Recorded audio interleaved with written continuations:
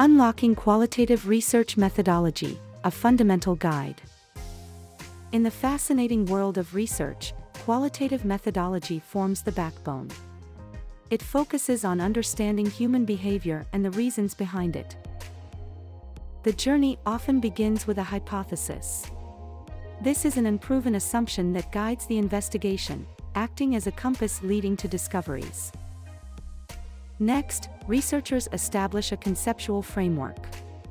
This ingenious tool organizes concepts and defines the relationships between them, painting a clear research roadmap. Let's delve into the different types of studies. Longitudinal studies follow participants over an extended period, revealing patterns and trends over time. Cohort studies, on the other hand, focus on a group sharing a common characteristic or experience within a defined period.